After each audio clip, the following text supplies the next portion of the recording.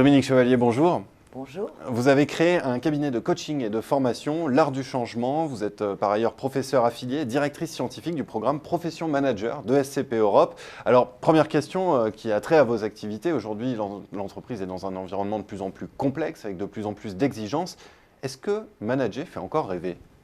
Alors, manager fait de moins en moins rêver et il y a de moins en moins de vocations.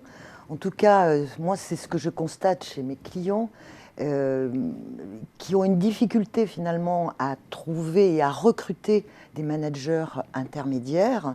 Et puis, dans le programme que je dirige, Profession Manager, à l'ESCP Europe, je vois que, c'est le retour que me font les participants.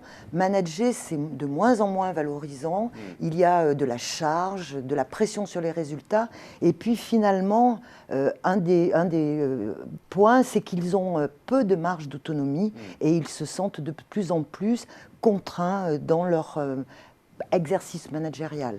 Alors, quelles sont les raisons des crises de ces vocations ? Vous les avez un petit peu abordées, mais il y en a d'autres, j'imagine. Alors, je crois qu'effectivement, le modèle managérial aujourd'hui est de moins en moins attractif en lien avec les difficultés que rencontrent les managers.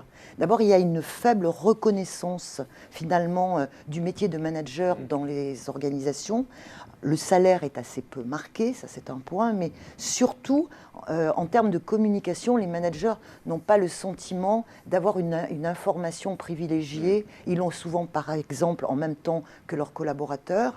Et puis, ils vivent une pression qui est nouvelle, certainement en lien avec toutes les générations Y et Z qui arrivent dans les organisations et qui attendent de la part de leur manager un positionnement complètement différent, c'est-à-dire moins de contrôle, plus de travail collaboratif et un autre mode de leadership de leur part qui est de les mettre plus dans des capacités à apprendre.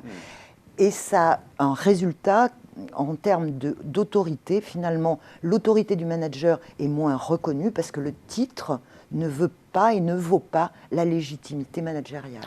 Mais alors, le constat est clair. Comment est-ce qu'on inverse la tendance ? Comment est-ce qu'on relance les vocations ? Alors, je pense que les entreprises ont à reconsidérer la place du manager dans leur organisation pour leur donner un vrai rôle, avec des moyens de fonctionner de façon peut-être plus collaborative, parce que c'est une forte demande aujourd'hui, mais aussi parce que, à mon sens, les managers ont besoin de développer leur propre leadership, c'est-à-dire travailler leur capacité d'écoute, leur capacité de travail à distance, leur capacité de savoir-faire en termes de communication pour finalement faire avancer ensemble une équipe.